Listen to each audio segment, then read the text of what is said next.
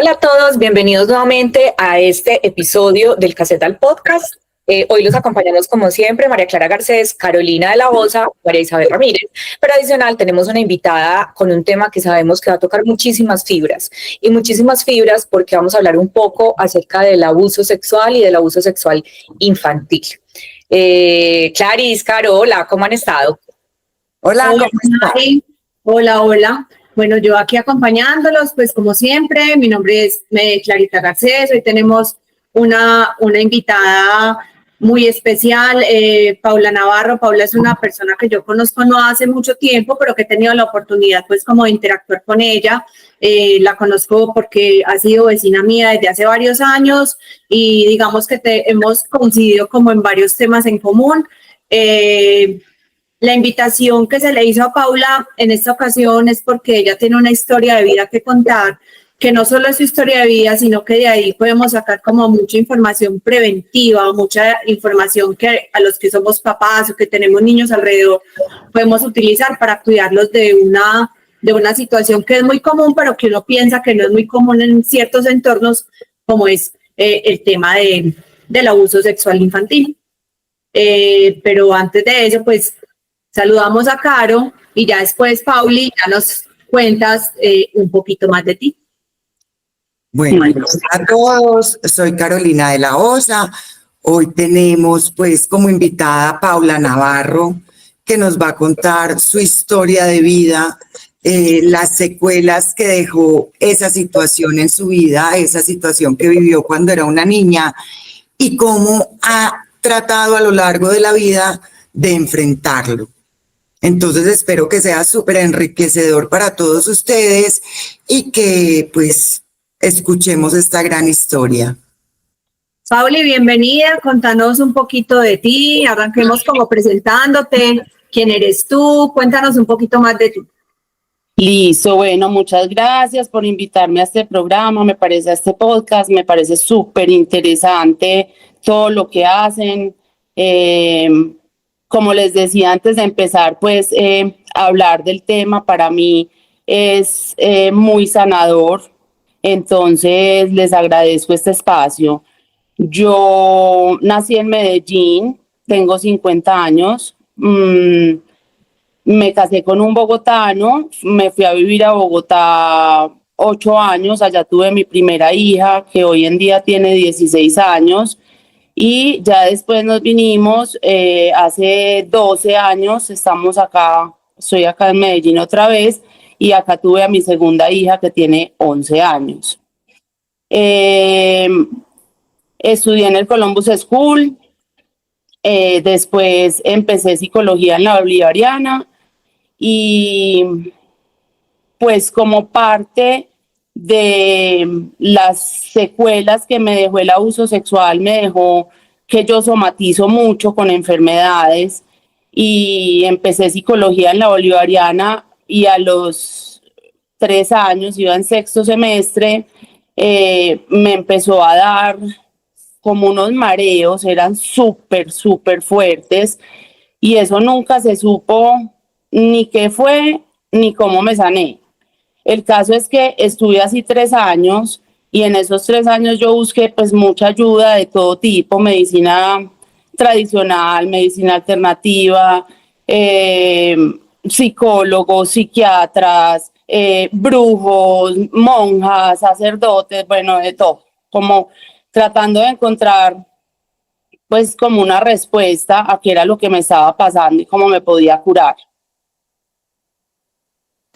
Pauli, ¿vos crees que por el hecho de estar vos estudiando psicología, de entender como ciertas cosas, eso te pudo haber como destapado algo de lo que vos de pronto, por ser más chiquita, tenías como guardadito? Pues no sé cómo expresarlo, pero pues espero que me entendas la pregunta. Sí, no, claro que sí, o sea, de hecho yo, después de analizar mucho qué me pasó y por qué yo finalmente pues me retiré de la carrera y no la terminé, pero a mí qué me pasó, a mí me pasó una cosa que ya hoy en día la puedo ver claramente y es que, a ver, la vida de la familia del señor abusador y mi familia eran vidas como muy parecidas en varias cosas, pero entre ellas hubo una crisis económica de parte de ambas familias en el mismo momento, y esto se los cuento porque esto me lleva a que yo, en vez de poderme transportar a la universidad en mi carro y mi amiga en su carro, mi amiga, la hija del señor que abusó de mí, tocaba que este señor nos transportara mucho, y yo creo que ahí a mí como que se me revolvió todo esto, y sí, yo somaticé en ese momento. Cuéntame. Sí. Bueno, yo quisiera que empezáramos como desde el principio para que no se nos escape nada en esta situación. ¿Tú recuerdas en qué momento de tu vida, pues ahora nos contabas que eras muy chiquita, apenas tenías 4 años cuando esta situación empezó? ¿Tú recuerdas en qué momento esa familia empezó a ser parte de tu entorno? Bueno, a ver, les cuento.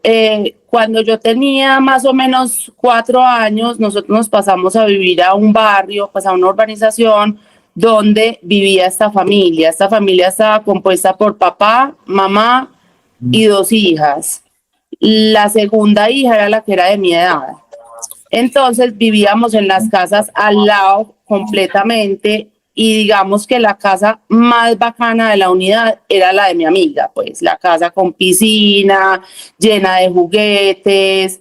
Entonces yo rápidamente me integré a esa familia, me volví muy amiga pues de la hija, y mi papá del señor y mi mamá de la señora. Estamos hablando de un ambiente socioeconómico alto.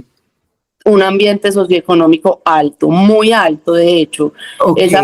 Esa familia, bueno, este señor es adoptado por una pareja muy rica de Medellín, y él, pues de hecho, nunca tuvo que trabajar, manejaba pues como cosas que le habían dejado de herencia a sus papás, pero pues había quedado en una posición pues muy cómoda económicamente. Okay. Entonces, bueno, les sigo contando. Esto empieza a pasar de la siguiente manera. Yo me iba a jugar a la casa de mi amiguita, y jugar para nosotros era meternos a la piscina, jugar con muñecas, bueno, lo normal, pues que debe ser un juego de unas niñas de 4 años. Pero este señor, no sé si al primero, segundo, tercer día, pero muy rápido, que después de yo haber empezado a ver a esa casa, nos empezó a decir: niñas, ustedes pueden jugar lo que quieran, pero primero tienen que venir a jugar conmigo. Entonces los juegos implicaban que él tenía un espacio que era como su oficina, y ahí él tenía un Betamax en esa época, donde nos ponía películas con pues cosas de todo tipo, sexuales, de juegos. Pornografía. Ah, perdón. ¿Pornografía o erotismo? No, pornografía total. En este momento, ¿dónde estaba la mamá? En estos momentos. Esa es una muy buena pregunta que hoy en día me cuestiona mucho. Ella una época era mamá que no trabajaba saliendo de la casa, entonces no podría saber dónde estaba, no tengo ni idea. Al día de hoy yo creo que ella fue cómplice realmente, pues es lo que yo pienso. Pero ya después, cuando nosotros ya teníamos por ahí 8 años, ella montó una empresa, una fábrica de carteras y de correas de cuero. Entonces ella ya sí era una mamá que salía a trabajar y no estaba presente en la casa, y solo estaba el papá. Pauli, ven, pero en esos espacios en los que él les ponía pornografía, o sea, digamos que el juego era ponerlas a ver a ver las películas, o era otra hacer todo lo que veíamos ahí. O sea, el juego para él era: entonces yo les pongo estas películas, ustedes miran y ustedes van a hacer exactamente lo mismo que ven en la película en mí. Entonces nos ponía a hacer todo tipo de cosas, y él nos hacía a nosotras. A él le gustaba mucho una cosa que era llenarnos de miel de abejas el cuerpo y lambernos todo el cuerpo. Y... No, que me parece increíble oírte contar eso porque uno no se imagina, pues sí, bueno, no, dale, sigue. Estoy como choqueada un poco. Pauli, y te hago una pregunta. Y pues él les decía algo para que ustedes no hablaran o no le contaran a nadie. Claro, claro, eso es súper importante también porque él nos decía una cosa que yo me imagino que en estas mentecitas chiquiticas de esa edad era demasiado confuso porque su discurso era, esto es muy lindo, todas las niñas lo hacen, pero ustedes no pueden contar nada porque a mí me meten a la cárcel. Entonces nosotras decidimos callar, claramente, pues uno le hace caso al adulto y más en esa época, pues. Claro. Pero yo me imagino la confusión de es muy bonito, pero me meten a la cárcel, o sea, eso es como que yo ni me imagino en esas mentecitas que nos cabía, pues, pensar. Pero de pronto tienes algún recuerdo del sentimiento, si era un miedo o sentías algo. Sí, el sentimiento lo tengo súper claro, es de las poquitas cosas que tengo claras de mi infancia, porque tengo la infancia súper borrada, Ajá. pero tengo la idea de asco, mucho asco y miedo. O sea, yo me sentía como en un lugar oscuro, como, o sea, a mí algo me decía, esto no está bien, pero pues era la condición para nosotras poder jugar, entonces nosotras salíamos de ese juego maluco, entre ella y yo nunca nos hizo hacer nada, siempre era cada una a él y él a cada una. Era un juego para ustedes. Era el juego para poder salir a jugar lo que de verdad nos gustaba, ¿cierto? Claro. Entonces, esto se volvió completamente repetitivo, pues tanto que mis papás les tenían tanta confianza a esta familia que a mí me dejaban en esa casa si mis papás iban de viaje, esta familia me invitaba las vacaciones a viajar y no me pregunten por qué y no me explico por qué en esos viajes la mamá de mi amiga nunca aparecía, o sea, porque el papá siempre nos cuidaba, yo no sé. No lo entiendes y no lo hablaste ya en tu adultez con tus papás, con tu mamá. ¿De dónde estaba esa señora? No. Pues, nunca, o sea, no fue, ok. No, he hablado como otras cosas, pero no, eso no. Y bueno, no, así pues fueron pasando los años, yo dormía en esa casa, yo vivía en esa casa cuando mis papás se iban, yo iba de vacaciones con ellos y esto seguía pasando, hasta que más o menos a los 12 años, yo creo que a esa edad dejó de pasar, yo inmediatamente somatizo con una enfermedad en la tiroides.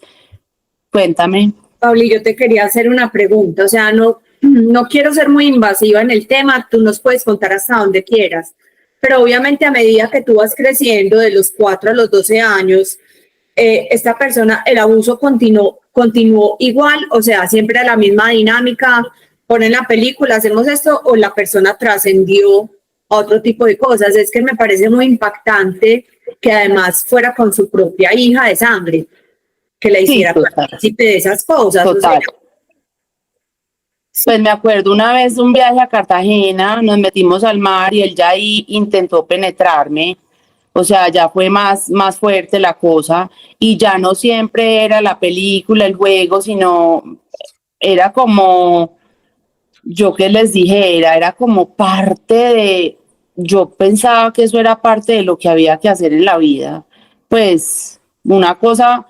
Una manipulación tal que te llevó a creer que así era que tenías que funcionar. Total. O sea, normalizaste la situación, trataste de ponerla como en un mood, esto es normal, sí. ¿cierto? Y simplemente... Era una niña, que más o menos en ese viaje a Cartagena, ¿qué edad tenías? Yo creo que ya cercana a los 12. Ya cercana a los 12. Ya cercana que se fuera como a terminar el tema, que de hecho yo no tengo ni idea por qué se terminó, o sea, yo me imagino, pero no sé, pues que es que ya éramos preadolescentes y pues ya estábamos dándonos cuenta que eso no estaba bien, entonces... O ya otra opción puede ser que a él ya no le gustaba. Sí, claro, o probablemente era un pedófilo Es un pedrastra. Es un pedrastra, no ¿Qué pedófilo. diferencia hay, Caro, entre pedófilo y pederasta? El pedófilo es el que tiene como esa inclinación, puede, pues, como ese atractivo hacia los niños, pero el pedrastra es el que lo lleva a cabo, ¿cierto? El que hace el abuso. Perfecto, muy valiosa esa información porque realmente creo que todos lo teníamos como contextualizado de que era un pedófilo, que un pedófilo es el que le gustan los niños y... Le gustan los niños, claro, el pedófilo, pero el pedrastra es el que lo lleva a cabo. Y es muy común ver que cuando ya los niños empiezan a crecer, ellos pierden el interés. Cuando los niños ya empiezan a entrar en esa etapa de adolescentes, que ya un cuerpo se va formando ya en un cuerpo, pues todavía de niños obviamente, pero ya es un cuerpo más adulto, ellos pierden el interés. A ellos les gusta esa parte infantil, ese cuerpo infantil, ese niño. Ok, bueno, no, entonces, pues como les digo, ya la dinámica fue cambiando, hubo pues ese intento de penetración, pero pues yo creo que no, pues era imposible en este cuerpito mío tan chiquito de 12 años. Total. Me acuerdo también que ahí logré sentir placer y yo creo que mucha parte de lo que lo raya a uno en este tema es uno haberlo permitido, que no es culpa de uno y que uno no sabe que eso estaba mal. Has trabajado y sabes que no es culpa tuya, o sea, porque lo has trabajado. Pero en tu momento, en el momento en el que ocurrieron las cosas, con el nivel de conciencia que tenías, pues la percepción era muy diferente. Muy diferente, claro. Y pues, y si ya uno logra además sentir placer, es como que doble culpa, o sea, yo estoy sintiendo placer con algo que no está bien, pues se siente uno muy mal. Entonces, yo hago esta enfermedad de la tiroides a los 12 años, que es un hipertiroidismo, me empieza a funcionar la tiroides demasiado. Para eso hay un tratamiento, pero por la edad que yo tenía me recomiendan no hacerlo, sino sacar la tiroides. Pero mientras se toma la decisión de sacar o no la tiroides, a mí me da una cosa que se llama exoftalmos, que los ojos se salen. Eso se sale por el exceso de trabajo de la tiroides.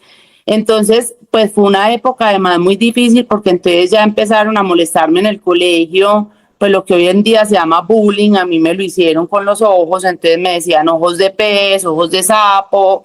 Yo tenía una cicatriz gigante acá, pues por la tiroides. Y bueno, estaba en una época de preadolescencia que algunas niñas nos ponemos como feitas y pues sí, realmente fue una etapa difícil. Yo paso esa etapa a los trancazos, a los 15 años me hacen una cirugía muy grande para hundirme los ojos y ya pues me quedaron bien los ojos y empieza las fiestas de 15, la adolescencia y yo una rumbiadera, o sea, yo no les puedo explicar.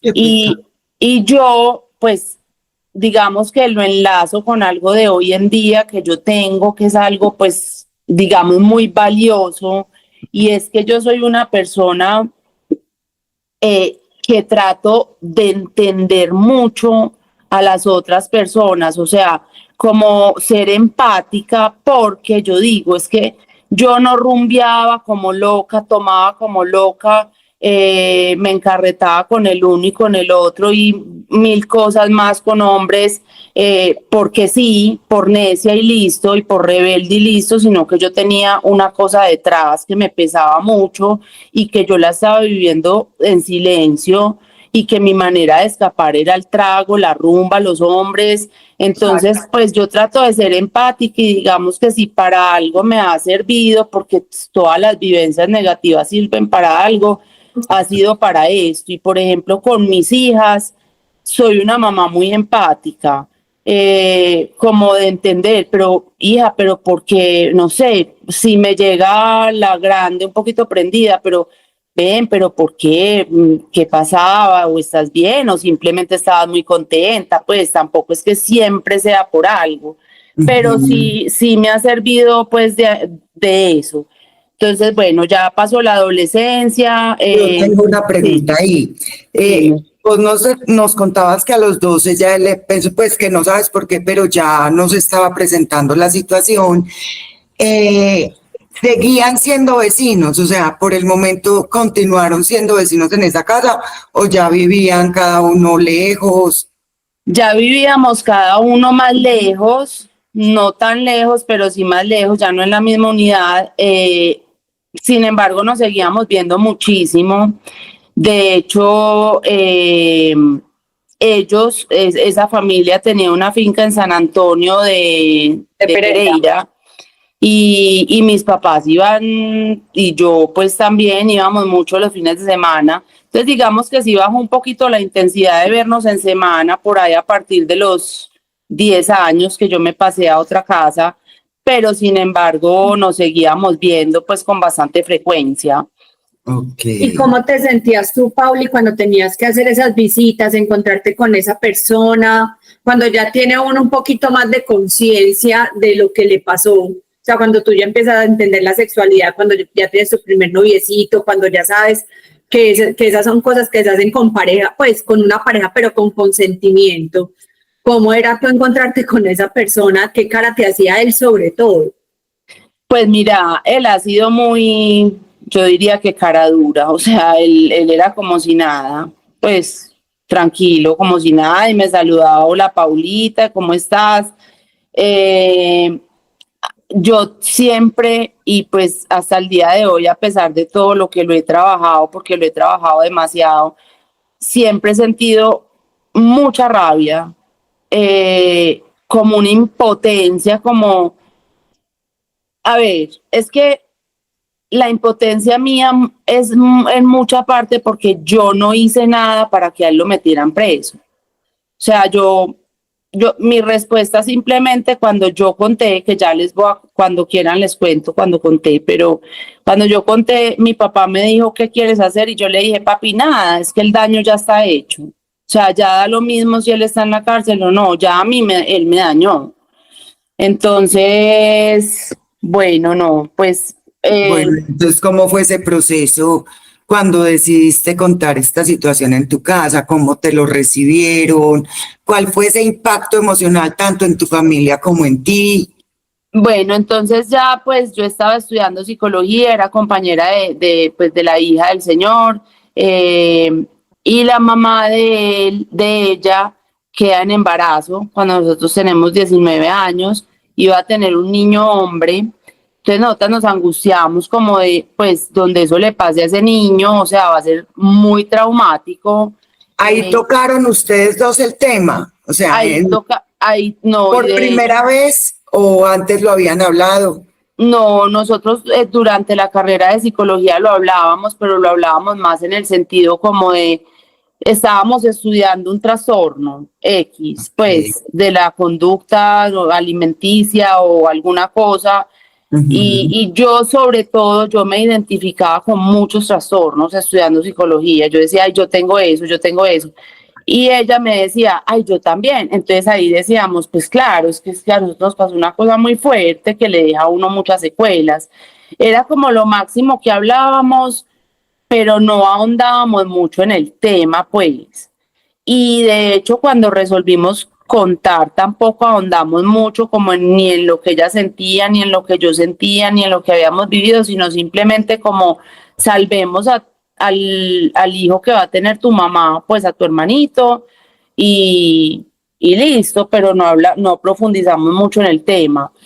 Entonces, sí. Entonces ella finalmente, o sea, cuando conversaba contigo con respecto a la situación, sí te decía claramente, es que mi papá abusó de nosotras dos y yo soy consciente de eso. O sea, ella sí tenía un nivel de conciencia y cómo era la relación, porque también me parece que es interesante entender cómo percibías tú desde afuera la relación que ella tenía con su papá. Pues a ver, mira, ella siempre ha sido consciente que eso le pasó con su papá, porque también sé, obvio, de casos que ni se acuerdan, o bueno, otros casos, pero el de ella es que ella lo tiene claro, lo que pasó y que pasó conmigo y que todo, pero su reacción ante su papá fue ninguna. O sea, ella siguió viviendo con sus papás hasta que pues se casó y, y ella era querida con su papá. No, pues no voy a decir que ni amorosa ni no, pero Pero pues lo normalizó. respetuosa, sí, de alguna manera ella normalizó la situación.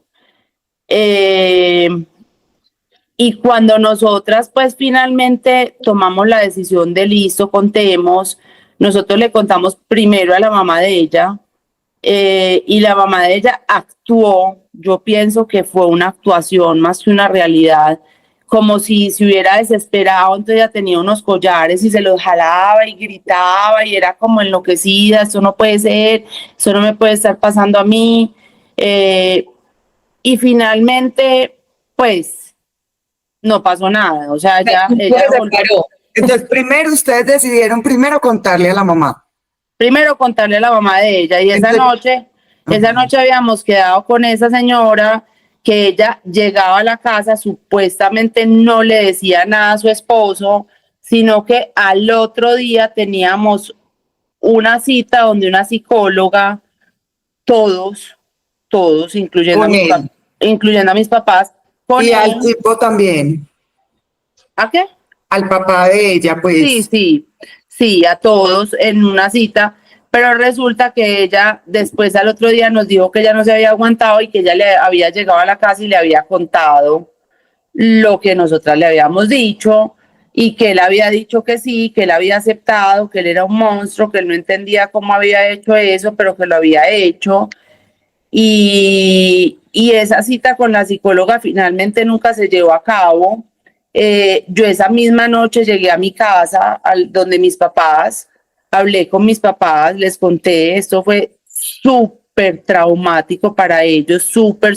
Yo creo que mi papá ya se murió, pero yo creo que mi papá se fue con esa espinita de toda la vida, como por qué permití esto, ¿cierto? Qué pecado.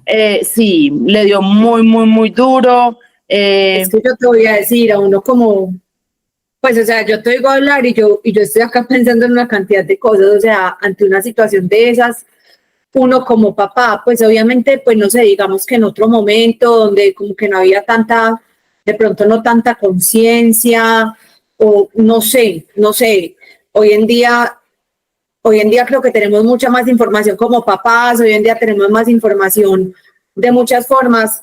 Para tu papá tuvo que haber sido muy duro pensar que no había como hay ahora, cómo coger a una persona de esas y ponerla en su lugar, cómo hacer una denuncia, cómo no fuera vergonzoso, porque hoy en día no lo es. Pues sí me entiendes. No, total. Muy difícil, claro. Total. Era muy difícil y iban a poner en duda la palabra tuya y de pronto el nombre de toda la familia. Bueno, en fin, muy complicado para tu papá. Súper complicado, pero yo ahí quiero decir algo, o sea, Clarice dice que digamos que ahora hay más información, obviamente la hay más como canales de ayuda identificables para uno acudir, pero en general los pedrastras, como nos acaba de enseñar Caro, son tan hábiles que logran que sus víctimas no sean capaces ni de contar, ni de reconocer, ni de acudir a las autoridades. Entonces yo creo que ahí sí se hace fundamental el acompañamiento de los padres frente a todo este tipo de situaciones, ¿cierto? O sea, casi que estar preguntándole a los niños, ¿qué hubo y cómo te fue? ¿Cierto? Y cómo se portó el señor. No sé, Caro, pues que tiene como más contexto desde la perspectiva psicológica, porque es evidente que ellos siguen siendo, hay más canales, hay más oportunidades para denunciar, hay más conciencia frente al tema, pero muchos siguen haciendo de las suyas. Así es. Y yo pienso que de una u otra manera las víctimas, y más, por ejemplo, en ese entorno socioeconómico alto, eso no quiere decir que no se esté dando hoy en día, con el montón de información que tenemos. Posiblemente se sigue presentando, pero en nuestro entorno social tendemos a callarlo. Todavía lo vemos como un tema tabú, que no podemos salir a enfrentar, que no podemos contar, que más bien hagámonos los bobos. Y realmente nos deja estas secuelas, porque es ese abuso a tu cuerpo que es lo más sagrado que uno tiene. O sea, es que el cuerpo es lo verdaderamente mío. ¿cierto? Sí, total. Volvamos, Pauli, otra vez, y qué pena interrumpir así, pero volvamos entonces al tema de ya fuiste y enfrentaste tu familia, o sea, les contaste, estuviste con tu mamá y tu papá. Estuve con mi papá y mi mamá, les cuento lo que pasó, lloramos los tres mucho, mucho, mucho, mucho, mucho. Y mi papá me dijo, pues en ese momento me hizo la pregunta, ¿tú qué quieres hacer con esto? O sea, ¿quieres que lo metamos a la cárcel? Y yo ahí fue cuando le respondí lo que les dije ahorita, no papi, es que el daño ya está hecho y meterlo a él a la cárcel no me sanaría el dolor que yo llevo por dentro. Entonces mi papá, digamos que me lo respetó, mi decisión, y él lo único que me dijo es, yo cito a este señor mañana en mi oficina y pues le digo que ya sé lo que pasó.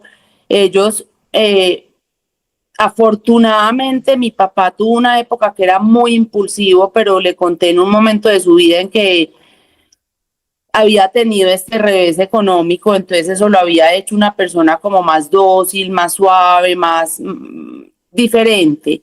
Entonces yo sabía que ya no iba a salir a matar al tipo porque eso pues hubiera empeorado las cosas, sino que fue y le habló y le dijo, pues no sé qué le habrá dicho exactamente, él me dijo, yo le voy a contar que yo ya sé y pues que no me interesa nunca más en la vida volverlo a ver y que por favor, porque ellos frecuentaban lugares pues en común, entonces tenían amigos en común, entonces mi papá le pidió el favor, si usted llega a algún lugar y sabe que yo estoy, por favor váyase si no quiere que yo arme un escándalo. Entonces pues en eso quedaron, pasaron muchas cosas, pero todo muy, muy poco sanador, diría yo, y es, pues por un lado, contamos que nos demoramos 20 años para contar, o sea, contamos a los 20 años después de tanto tiempo y finalmente yo hoy miro como que, ¿y qué pasó cuando contábamos? No pasó nada. Pues, o sea, la señora siguió viviendo con el señor, tuvieron su tercer Ese hijo, matrimonio no se acabó. el matrimonio no se acabó, mi papá y mi mamá pues sí no volvieron a hablar con estas personas, pero a ver, de alguna manera yo como que en mi inocencia de ese momento, pues uno a los 20 años todavía pues es inocente y cree cosas, yo tenía un terapeuta que me decía, como yo somatizaba tanto, entonces, y yo era muy, yo tendía a ser depresiva y ansiosa, siempre pues, como desde la adolescencia. Y él me decía, usted se va a sanar mucho el día que hable. Entonces pues yo me empeliculé que yo le contaba a mi papá y a mi mamá y yo al otro día salía disparada y estaba súper bien y se me quitaba todo, pero pues claramente no, ¿cierto? Claro. Pasaron cosas, como les digo, poco sanadoras, como tipo, la señora un día me invita a almorzar a Toviejo y me dice, yo te voy a pedir el favor encarecidamente que esto no lo hables en la sociedad, cuida el nombre de nosotros, éramos todos socios de un club, del mismo club, pues entonces, por favor, no vayas a hablar en el club de este tema.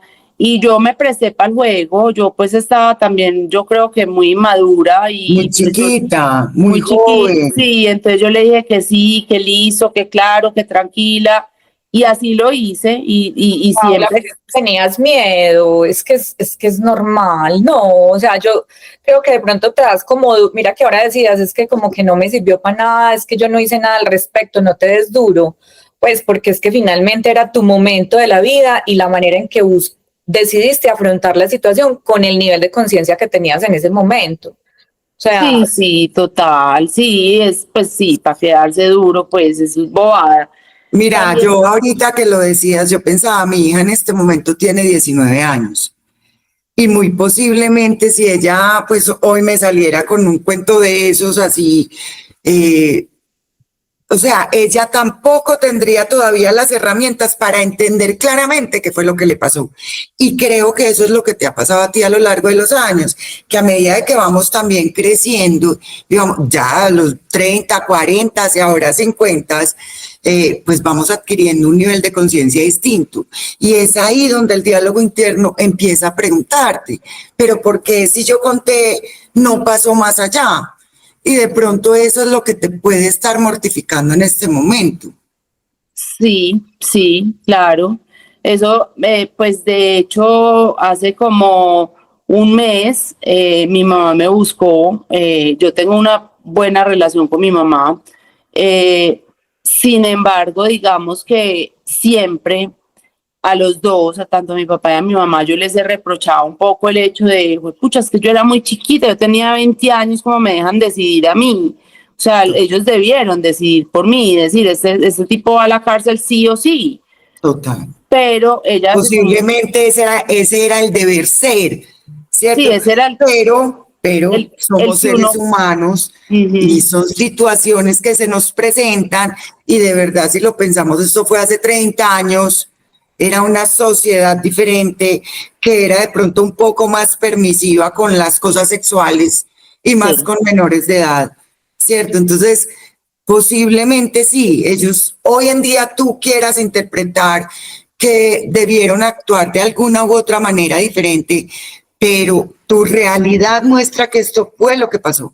Y así se Pues claro, ¿sabes qué? Yo pienso que más que permisiva con las cosas, con ese tipo de cosas, es que era un momento donde la sociedad le tenía, y digamos, en ese ámbito social puntual de una familia como la de Paula y de esta otra persona, que entonces iban al mismo club, que tenían las mismas cosas en común, que tenían los mismos negocios en común, que era mucho más cerrado, era mucho más difícil ser quienes generaran ese quiebre o exponer una situación que si hoy por hoy sería difícil de exponer, pues imagínate en una época en la que no había, pues en la que no había como tanta conciencia de que ese tipo de cosas no se hacen y están mal. O sea, eso es preferible como calladito, tapadito. O sea, yo pienso que es que era muy difícil. Sanémoslo aquí, sanémoslo en privado, no vale la pena pues hacerlo ver ante el mundo.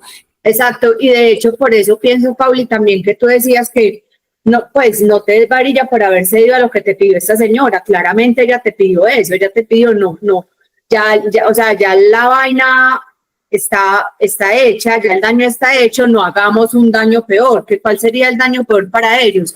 Dañar su nombre, sus relaciones personales, temas de negocios. Claro. Y siendo tú la víctima. Eso está muy bien, pero si la objetividad que le dice a ella, la madurez que tiene hoy en día, le dice que importa, que se vaya todo para donde se tiene que ir, que es esa parte del diálogo interno que yo le digo, ¿cierto? Que de pronto ella sintió o cree hoy en día que debió de haber hecho algo diferente. No, y sabes, pienso yo, Pau, y qué pena, discúlpame.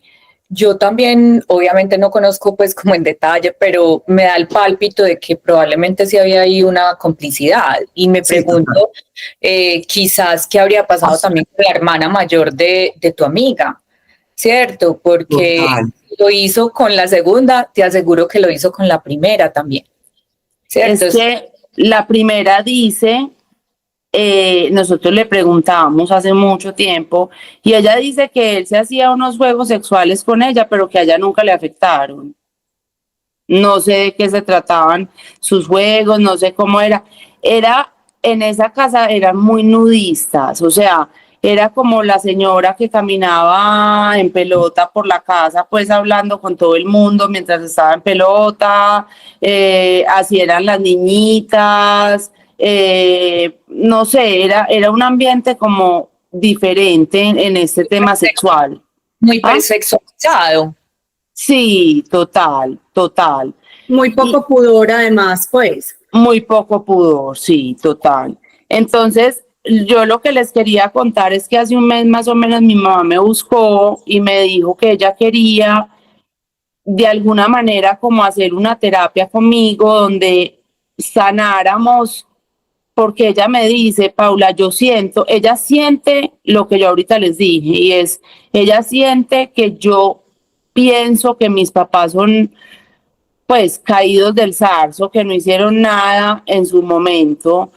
Entonces ella me dice, yo primero quiero aclararte, nosotros lo hablamos con una psicóloga, investigamos qué tan provechoso sería para ti si lo contáramos, si lo hiciéramos público en ese momento, si lo metíamos a la cárcel.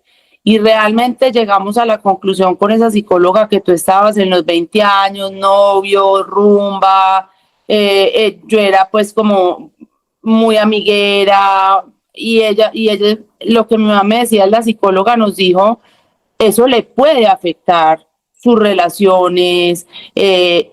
Difícilmente un hombre puede, pues en esa época, hoy en día obvio no, pero en esa época difícilmente un hombre quisiera estar con Paula la violada, pues como que mi novia es Paula la violada. Eso fue lo que a ellos les recomendaron en ese momento. Con seguridad. Entonces, por eso, pues hubo como tanto silencio que de alguna manera yo hoy en día lo veo como complicidad, porque es que el silencio es ser cómplice también. Entonces ella hace como un mes me dijo, hagamos una terapia, y ya pedimos la cita, la tenemos ahorita en agosto como para hacer un cierre, digamos, o pues varias citas donde hablemos de lo que ella sintió, de lo que yo sentí, de lo que, porque sí, queda como ese sinsabor, y mi papá se fue y se murió y yo quedé con ese sinsabor con él también, como de, hey, pues vos eras el hombre de la casa y no hiciste nada.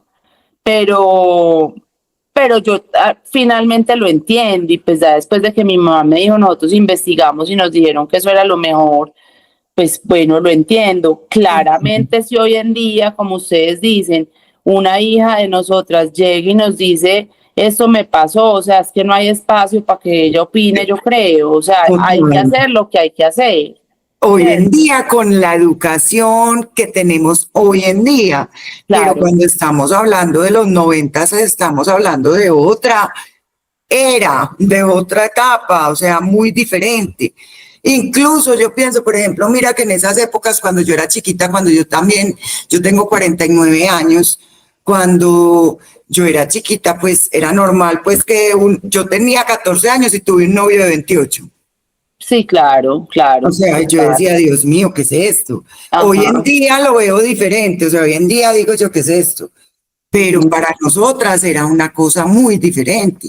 Sí, claro, muy diferente. Y bueno, niñas, entonces así han transcurrido los años en varias somatizaciones más que he tenido. Pero sientes que ha habido forma de irlo sanando. Yo siento que yo he sanado mucho, y siento que parte de la sanación ha sido no tanto, yo no tengo claro si yo lo perdoné a él o no, y no quiero pensar en eso porque me cuesta, o sea, no tengo claro qué siento hacia él, pero por lo menos el perdonarme a mí sí me ha enriquecido mucho, y me ha hecho pues como sentir mucho más tranquila conmigo misma. Uno cuando es abusado sexualmente crece, o por lo menos en mi caso, como una persona muy acomplejada, que se siente fea, que de alguna manera yo tuve pues varios trastornos con el cuerpo. De hecho, yo era muy flaca y me veía muy gorda. Nunca tuve pues como desórdenes alimenticios, pero sí era una dismorfobia y rara, pues porque yo me veía muy mal y estaba muy bien. Entonces digamos que crece uno como una persona insegura, complejada, con muchos miedos, con muchos vacíos, y pues todo eso lo he ido sanando poco a poco. Yo creo que siendo consciente de que yo no fui responsable de lo que me pasó. Yo simplemente soy una sobreviviente de este tema, y pues perdonándome eso, pues que de pronto algún día me eché culpas. Yo creo que eso ha sido pues como la clave. Otra pregunta, Paula. Pues primero quisiera saber cómo crees que fue la dinámica como de las relaciones afectivas que tú tuviste, pues ya después como de los 20 años que hubo como el reconocimiento pues como de la situación, ¿cierto? O sea, la relación con tus parejas. Y segundo, te quería preguntar acerca pues de tu familia actual, de tu esposo y de tus hijas. ¿Cómo crees que ellos han contribuido en tu proceso de sanación? Y si saben o no saben tu vivencia, lo que te pasó. Bueno, mi pareja lo supo desde el día por ahí 2 o 3 que lo conocí. Yo le conté lo que me había pasado. A mi hija mayor también se lo conté, ella tiene 16 en este momento y yo se lo conté cuando tenía como 14.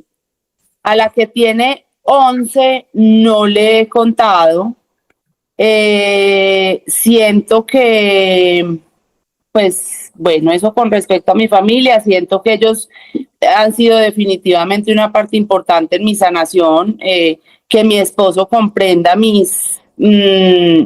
como los rayones que tengo con respecto a esto ha sido pues también clave. Y ya ahora hablando de mis 20 años en adelante, mis relaciones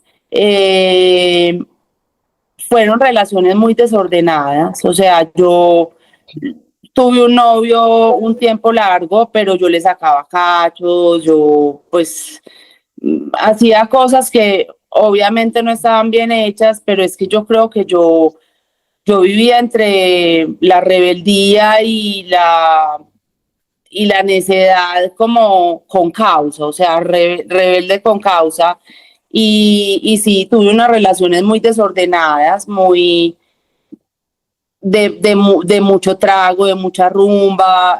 Fui súper mentirosa en mi familia, pues en mi casa. Cuéntame.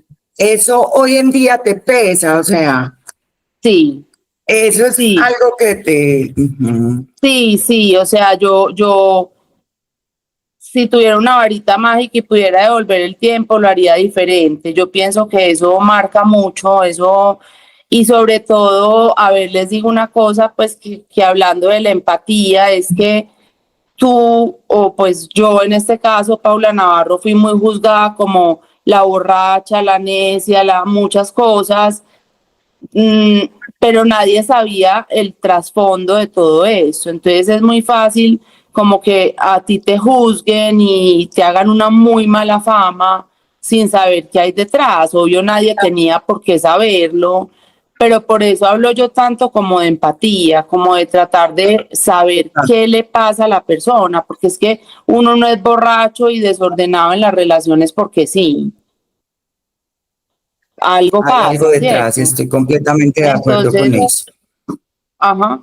Pauli, vení, yo Sí, quería preguntarte, vos tenés 2 niñas, pues tenés una vivencia de que a las niñas, pues sí, sí, o sea, que los niños son vulnerables, pero cuando uno no tiene, digamos, como esa vivencia, uno es un poquito más tranquilo, uno dice, no, pero va para la casa de la amiguita, yo conozco al papá, yo conozco a la mamá, y uno es mucho más tranquilo.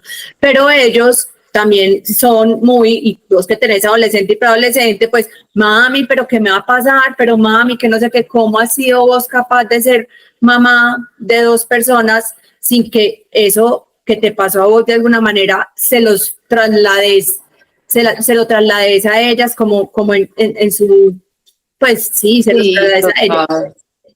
como en Total, mira, yo no tengo ni idea porque, pues, esto sí, no sé, será que hay un poder superior que se llame Dios, que se llame, no sé, el universo, algo. A mí me ha dado la fortaleza para yo no tener miedo cuando las niñas se van a dormir a otras partes. No tengo ni idea por qué. O sea, he confiado, he sentido que están protegidas, pero también a la mayor le conté cuando tenía como, yo creo que le conté más bien cuando tenía por ahí 13. eh, Se lo conté mucho como para que se cuidara y no solo para que se cuidara pues, de un abuso, sino de, como Carolina decía, esos novios que le llevan a uno 15 años y que pues se acuestan con uno cuando uno es chiquito, o sea, como que se cuidara mucho en esa parte sexual.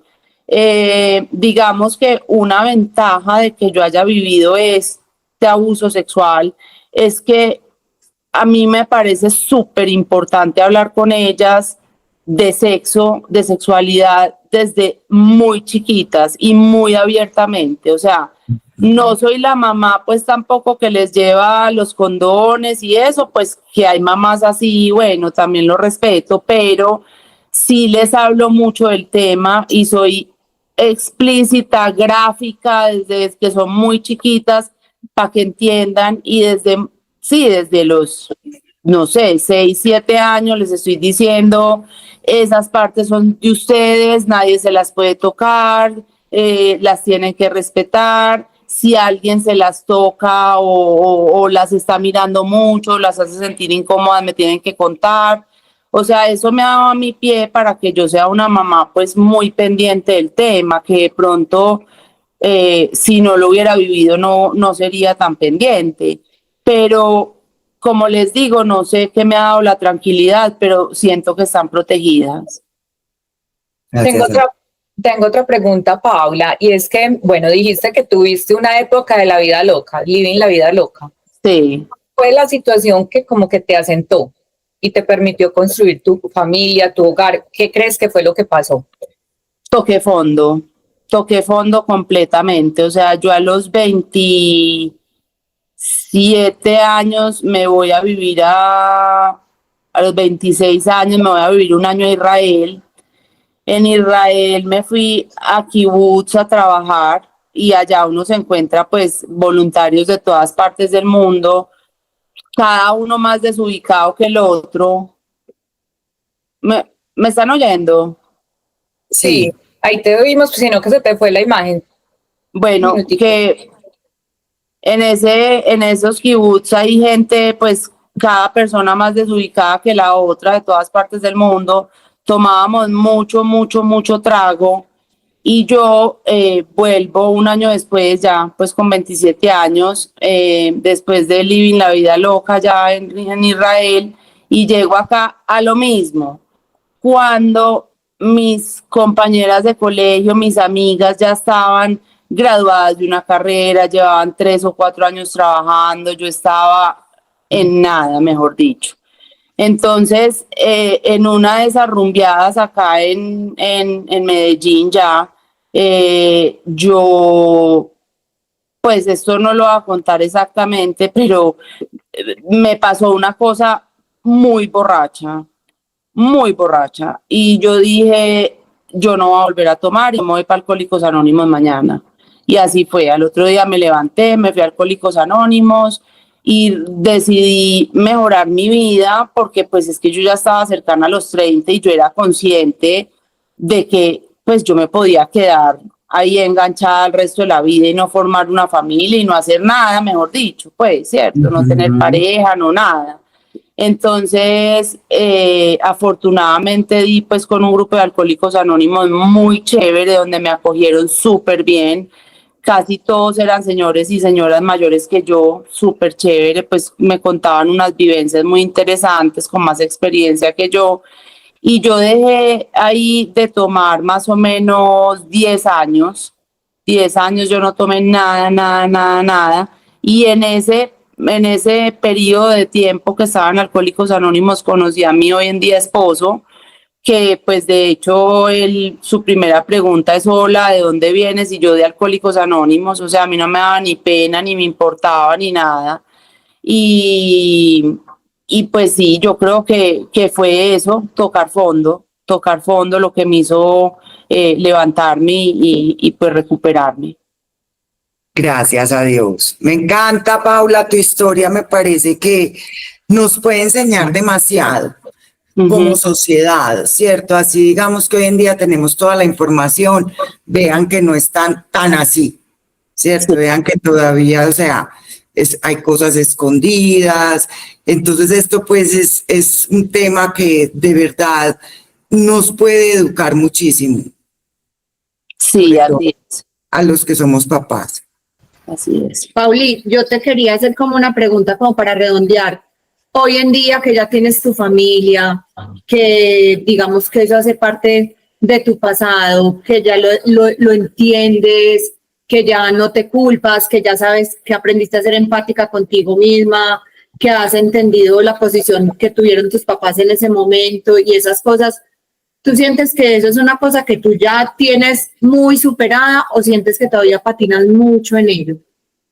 Clarita, yo creo sinceramente, como yo le decía en estos días a un terapeuta, es que yo lo he trabajado demasiado, pero es que uno no sabe cuánto es demasiado ni cuánto es suficiente, y yo creo que es un tema tan pesado que nunca es suficiente como el trabajo que uno le haga, a pesar de que obviamente pues yo he mejorado demasiado. Yo hoy en día también tengo un tema de salud, que Clarita lo sabe, pues es un trastorno de sueño, y a mí los médicos de medicina alternativa me dicen, eso está relacionado con lo que a usted le pasó chiquita. Entonces yo creo que a mí me siguen tal vez persiguiendo fantasmas de esta vivencia, y pues yo en lo que estoy es en tratar de superarlo.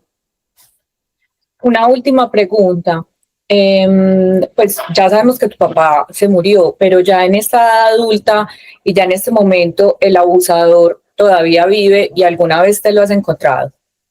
Todavía vive, me lo he encontrado. En una de esas encontradas le dije que por qué no hablábamos, o sea, yo he hecho unas cosas que yo ni sé de dónde me salen, y lo cité, nos fuimos a Chuscalito a hablar, y le dije pues de una manera muy tranquila y cordial, pero le dije todo el daño que me había hecho, y él me aceptó y me dijo que sí, que él había sido un monstruo, que él había sido lo peor, que él se merecía lo peor, pero y ya, pues. Pero Pauli, pero de todos modos muy parada vos. Muy tesa, te felicito. O sea, que porque ese es un paso difícil de dar. Interesa, o sea, es enfrentar al victimario, ¿cierto? Sí, sí, o sea, de todos modos me parece que interesa la tuya, como tener igual la capacidad de confrontarlo y de decirle el daño que te hizo.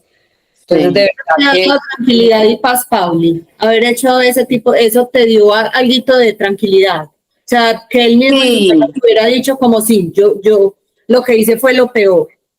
Sí, la verdad sí, porque él también tenía, como otros abusadores, la oportunidad de decir no, yo no, pues de negarlo, y pues por lo menos que me lo hubiera aceptado y me hubiera dicho sí, yo soy lo peor, sé que hice mucho daño. Ahora su discurso es que él lo hizo porque a él se lo hicieron, y yo ese día le decía, pero es que yo, en mi cabeza no cabe que yo lo haga, porque es que si yo sé todo lo que yo he sufrido por esto, yo por qué le quiero generar eso a otra persona.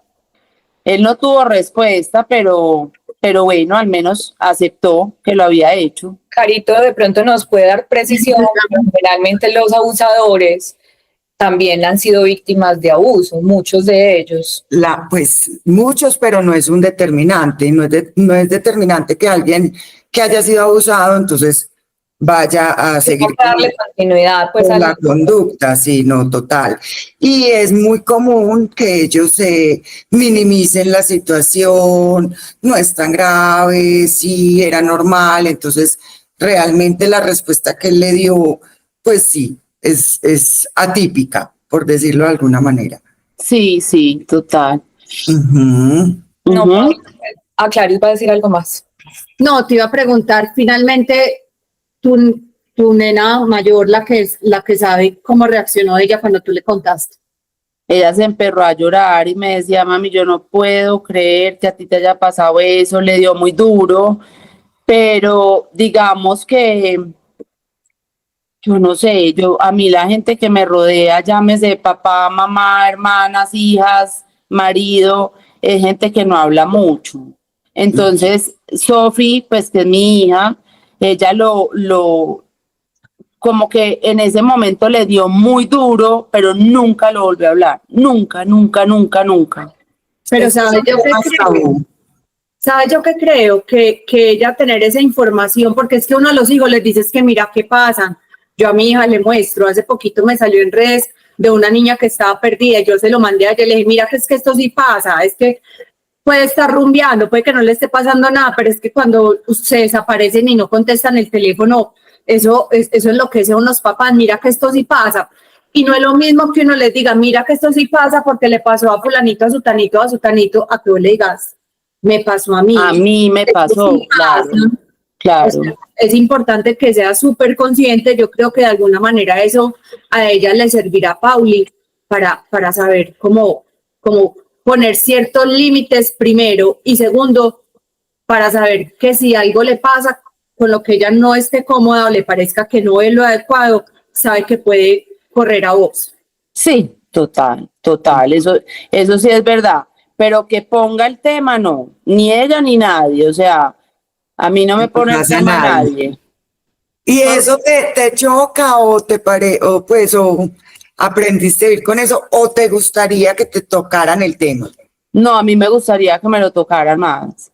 Ok. Sí, me Yo gustaría.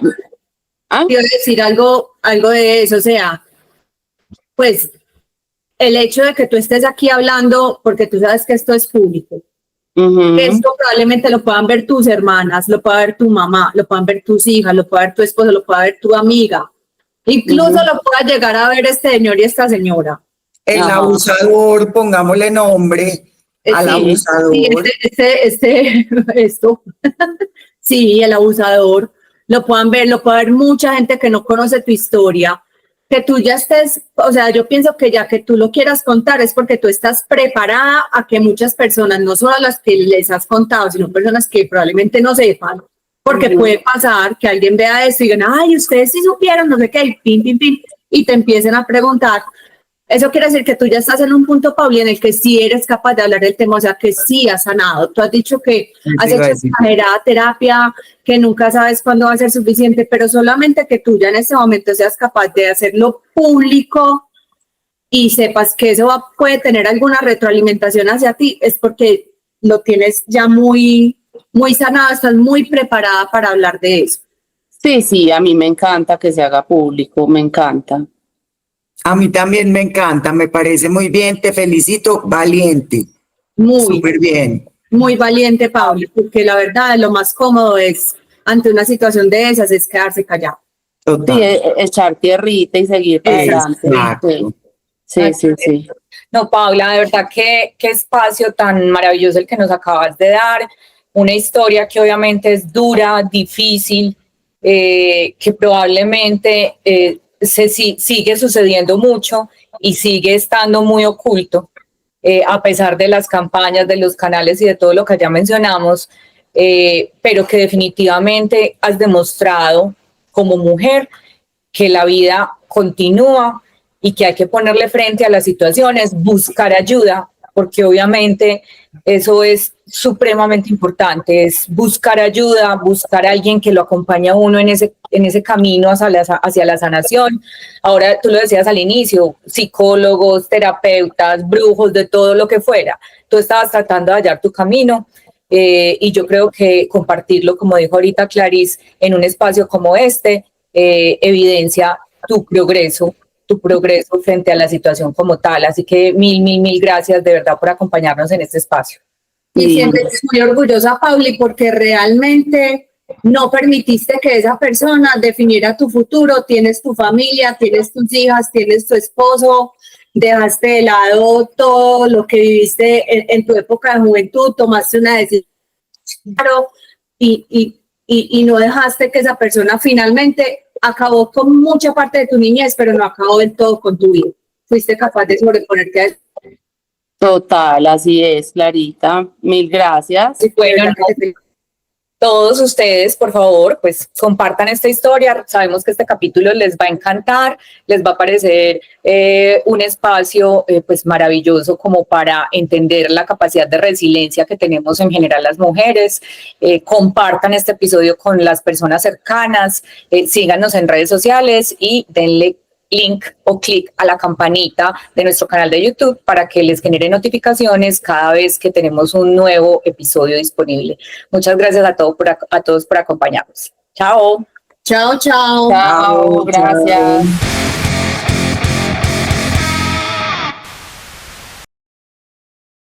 Las tres llegamos a los 40 jurando que por fin teníamos la vida resuelta, que todo estaba bajo control y que ya nada podía sorprendernos. ¿Control? Sí, ¿cómo no? Es que de repente el cuerpo cambia, la paciencia se acorta y aparece esa vocecita en la cabeza. Si ya pasamos de moda, nos volvimos invisibles. No encajamos. Obvio que encajamos, pero no donde nos dijeron, sino donde nos da la gana. Porque si algo hemos aprendido es que hasta no estamos para pedir permiso y que nuestra propia vida mandamos nosotras. Así que aquí estamos, más vigentes que nunca, listas para hablar de todo sin filtro. Pues entendimos que después de los 40 es cuando la cosa se pone buena.